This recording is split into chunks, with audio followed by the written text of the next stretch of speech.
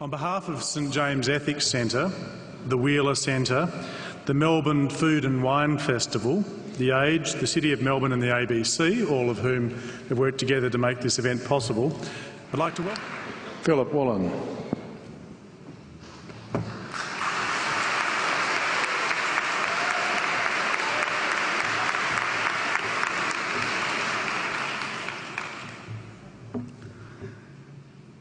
King Lear, late at night on the cliffs, asks the blind Earl of Gloucester, "How do you see the world?"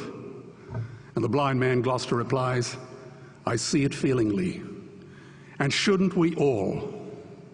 Animals must be off the menu because tonight they are screaming in terror in the slaughterhouses, in crates and in cages, vile, ignoble gulags of despair." You see, I heard the screams of my dying father as his body was ravaged by the cancer that killed him. And I realized I'd heard those screams before.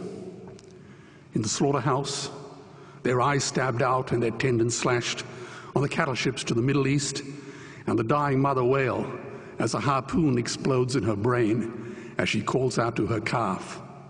Their cries were the cries of my father. And I discovered that when we suffer as equals.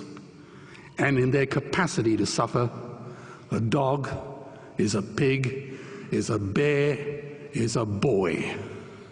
Meat today is the new asbestos, more murderous than tobacco. CO2, methane and nitrous oxide from the livestock industry are killing our oceans with acidic, hypoxic dead zones. 90% of small fish are ground up into pellets to feed to livestock.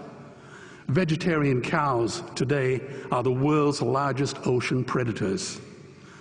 The oceans are dying in our time. By 2048, all our fisheries will be dead, the lungs and the arteries of the earth. Billions of bouncy little chicks are ground up alive simply because they are male.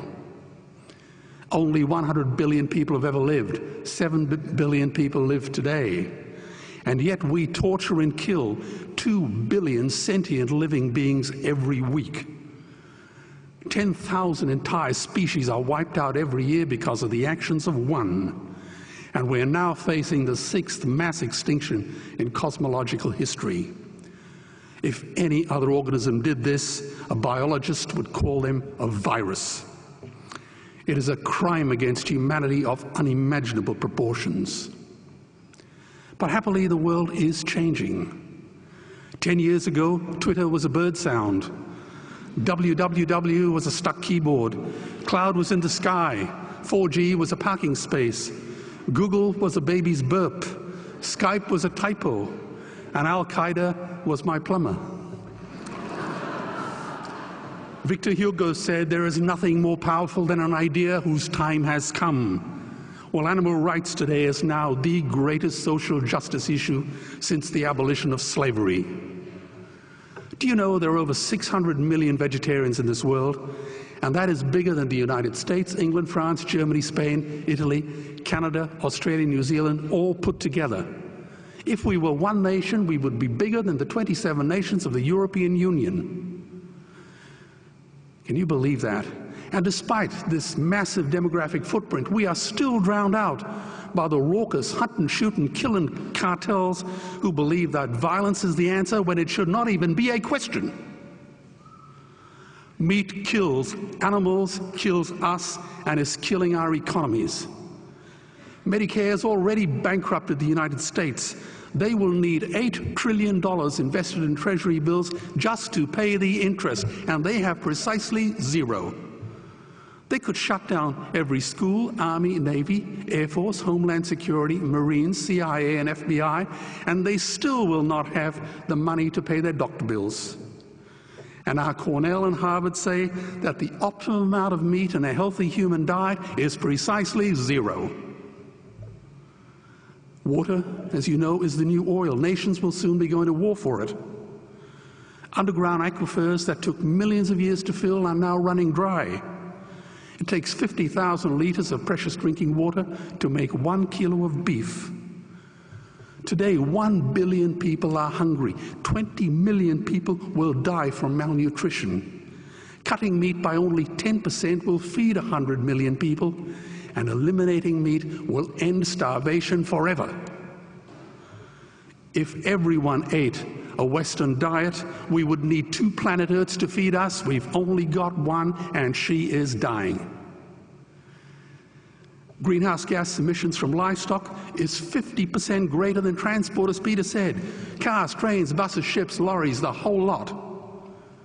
And as I travel around the world, I see poor countries who sell their grain to the West while their own children starve in their arms. And the West feeds it to livestock so we can eat a steak? Am I the only one who sees this as a crime?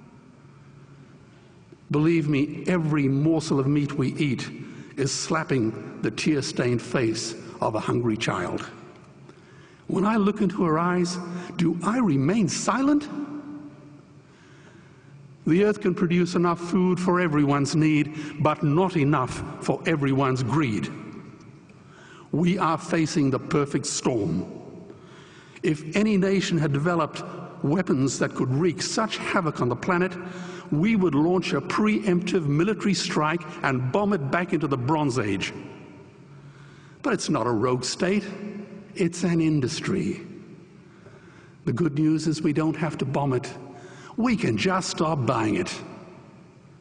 Sir George Bush was wrong. The axis of evil does not run through Iraq, Iran, or North Korea. It runs through our dining tables. Weapons of mass destruction are our knives and forks. Our proposition is the Swiss Army knife of the future. It solves our environmental, water, human health problems and ends cruelty forever. The Stone Age didn't end because we ran out of stones. This cruel, disgusting industry will end because we run out of excuses. Meat is like the 1 and 2 cent coins. It costs more to make than it's worth.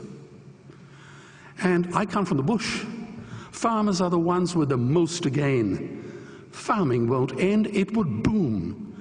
Only the product line will change. Farmers would make so much money they won't even bother counting it, and I'd be the first to applaud them. Governments would love us. New industries would emerge and flourish. Health insurance premiums would plummet. Hospital waiting lists would disappear. Hell, we'd be so healthy, we'd have to shoot someone just to start a cemetery. So tonight I have 2 challenges for the opposition. 2 challenges. Meat causes a wide range of cancers and heart disease. Would they name one disease caused by a vegetarian diet? And 2, I'm funding the Earthlings trilogy. If the opposition is so sure of their ground, I challenge them to send a copy of the Earthlings DVD to all their colleagues and all their customers. Go on, I dare you.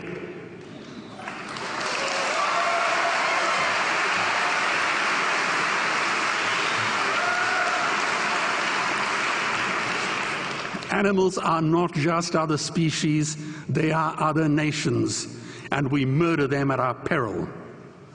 The peace map is drawn on a menu. Peace is not just the absence of war, it is the presence of justice. Justice must be blind to race, color, religion, or species. If she's not blind, she will be a weapon of terror. And tonight, there is unimaginable terror in those ghastly Guantanamos we call factory farms or slaughterhouses. Believe me, if slaughterhouses had glass walls, we wouldn't be having this debate tonight. You see, I believe another world is possible. And on a quiet night, I can hear her breathing. Let's get animals off the menu and out of these torture chambers. Please vote tonight for those who have no voice. Thank you.